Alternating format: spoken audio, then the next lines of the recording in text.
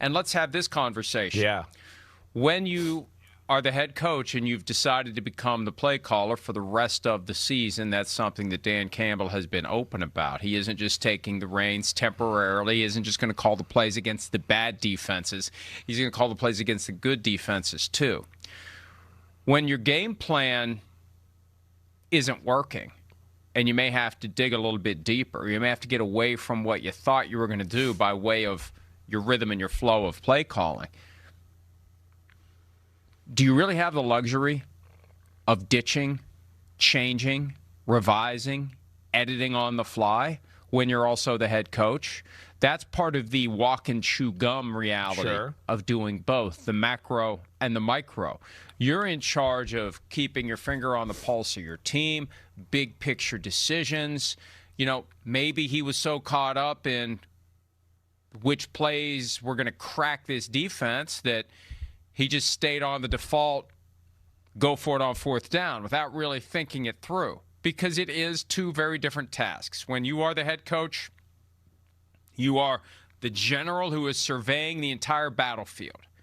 When you are the play caller, you are the guy that's responsible for, you know, the one unit that is attacking, and you're not possibly absorbing all of the nuances. So I think that last night, and this is part of the learning process for Dan Campbell, and maybe it'll improve as time goes by, but I think that we do have to wonder whether the struggles last night were affected by Dan Campbell being spread too thin and not being able to pivot to something else that that maybe would have worked better in the second half against that defense. I hear you. I mean, listen, I think that stuff's probably still a work in progress. And, you know, I think your point's valid.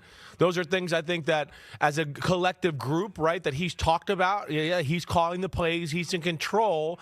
But that's where you do lean on other people. That's what the other good play callers do out there that are head coaches, defensive or offensive. You got to have somebody keeping track of things, you know, so that, hey, how are they playing us, right? What are they doing on third downs, right? Just, you know, make sure you keep a list of that, right? When we go 12 personnel, 2 tight ends and one running back, what personnel are they throwing out there? What kind of cover? So that's where they got to help him out so then he can formulate a little bit like going forward. Okay, they're doing this to me when we play this personnel or this down and distance. All right, I got to get to these plays then. That's what you got to do. And I'm sure that's a work in progress, certainly, right? And then, when you come into the game too, with I think what they came into and is a pass-first mentality, which is what we saw early in the football game, which I think says a lot, right? I do.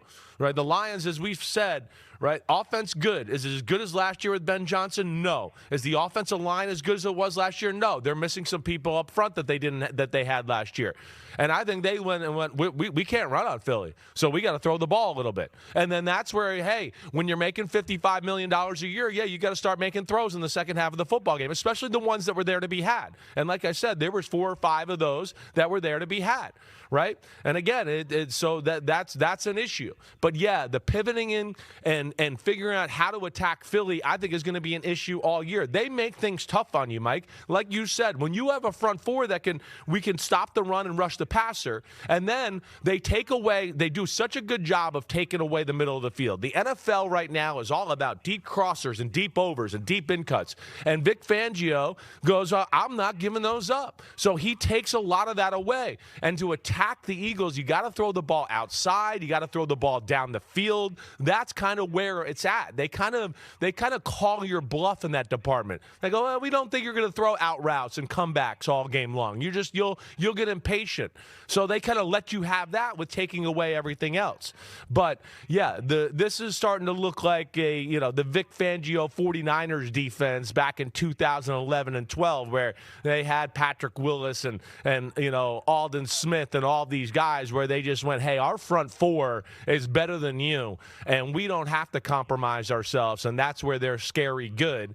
And that, of course, is going to give their offense some time to recalibrate and get themselves going here, and hopefully being a little bit better going into the playoffs. The stat lines for Jahmyr Gibbs, one of the best players in the NFL right now, are jarring. He had 5 catches for 107 yards, but 12 carries for 39. The run game was not there.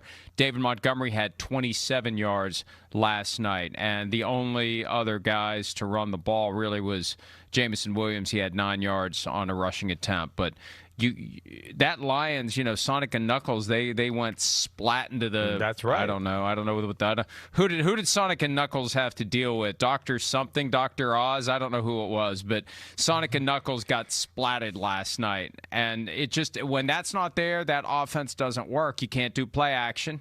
They're not going to fall for that. That's not going to freeze any linebackers because they're gobbling up the run, and we just saw it disintegrate. There were moments that it was working, and it's a thing of beauty when it works. When you can get the ball cleanly into the hands of Jahmyr Gibbs and he can get an open space, or when you can get the ball to Jameson Williams, it's incredible. Right. But they just, if you're sealing off the ability of the ball to get in their hands, it doesn't matter. No. Because the offense isn't going to do anything. That's right. You'll go, okay, so what? If we could just stop the offense, and Jameson Williams had 1 or 2 plays, big deal.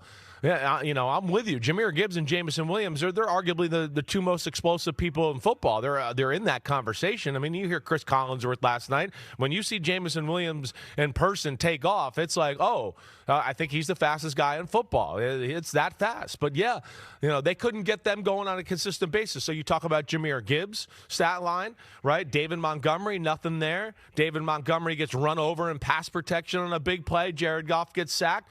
They couldn't even get Amon-Ra St. Brown the ball, right? So that was totally taken away. And again, where he works, the middle of the field, right? So that was all gone.